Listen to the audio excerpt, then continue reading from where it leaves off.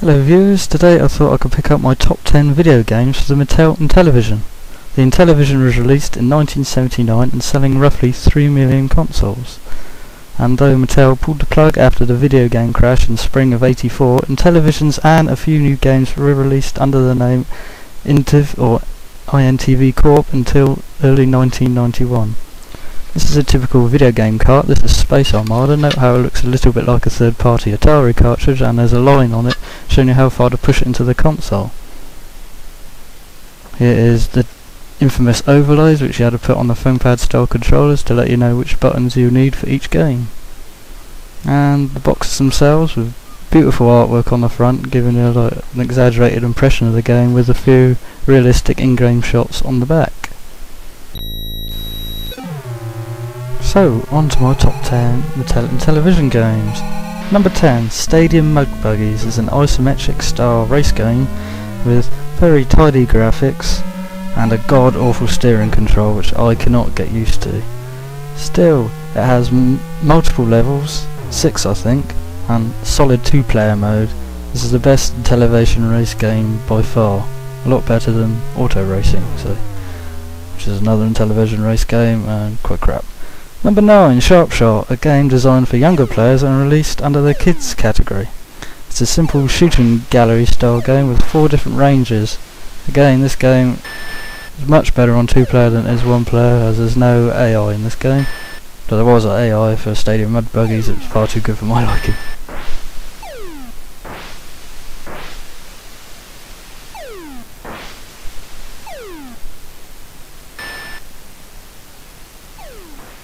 Number 8, Star Strike.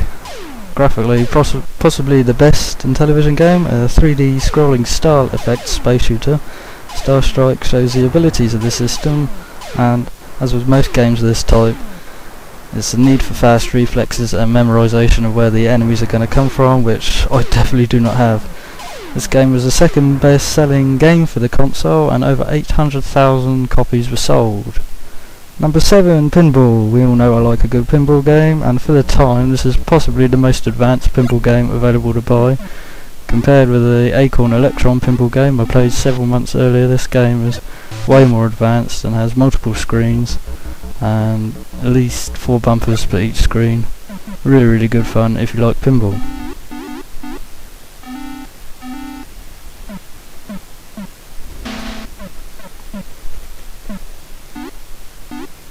Also forgot to mention this is another 2-player pinball game, so more the merrier and all that.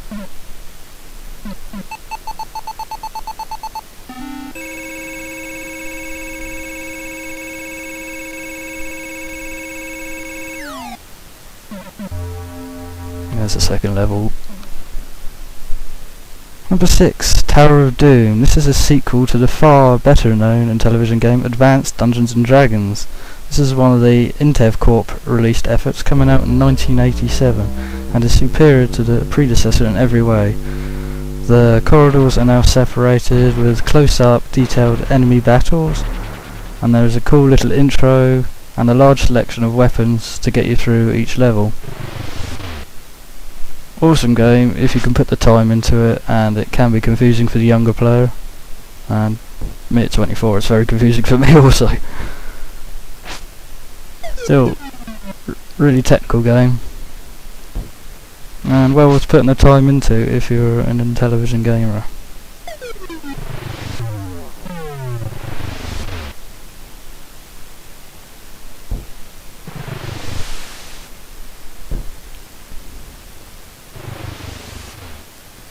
Number 5, this is Frogbog, which is another kids game, and this also came out on the Atari. The Intellivision version has way superior graphics, and the basic goal is to get as many points as possible by jumping from lily pad to lily pad, catching flies. This game has a sped up timer on it, simulating morning to night, and it's about 3.5 minutes it goes from morning to night, so you've got to get them points as fast as you can, and the longer it gets into the day the slower your frogs become. And it is also possible to jump off the lily pads, having to swim back onto them. Great game for kids, one that kids and adults can play together. I like it.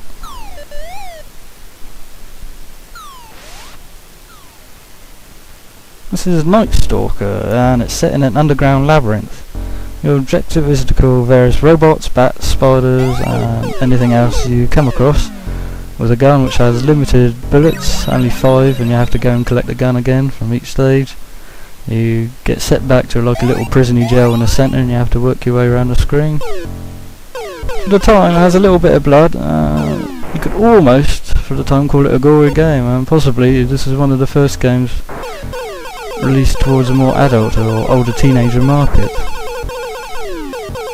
So it was good fun. It's a little bit slow paced, but it's still enjoyable. Number 3, possibly the most basic game available on the Intellivision, is Snafu. Great fun though. Your goal is to make your coloured line as long as possible without hitting any of your opponent's lines or your own. Surprisingly great game, and reminds you a little bit like Snake without the apples. Kind of like a multiplayer Snake, I'd say you could call it. Very good fun, and as each person hits the line they get deleted from the screen, making it a bit easier to see what's going on. I like it. It looks like it was designed in paint though. Number 2, Buzz Bombers. Kind of yet again an Invader-esque style game where you are a can of insect spray and you have to kill all the bees. Points come from shooting down the honeycombs that the leaves leave behind. And again, it's a good game with multiple levels, with increasing levels of bees, increasing level speed of bees, and you start off with 3 lives and you can run out of spray if you use it too much, and you can get stung. Funny little note on this game, note how the sound effects and the music in the background cannot both run together at the same time. Possibly a weakness of the system. And number 1, my favourite game for Intellivision definitely, is Astro Smash. The goal is to shoot down as much space junk in this apocalyptic asteroid shower. This is like an Invaders game on acid, much faster, and much better than Space Invaders. Great pace.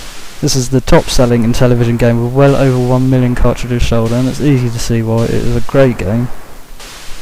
Well, I hope you enjoyed my top 10 of the Intellivision. Let me know what your top 10 is, or if you have a favourite, or you'd like to comment on any of the games you have seen. Thank you once again for watching. Sorry it's been a little bit of time between videos this time, but work's been pretty hectic. Hope you enjoyed the video, and I hope to see you all here soon for another video.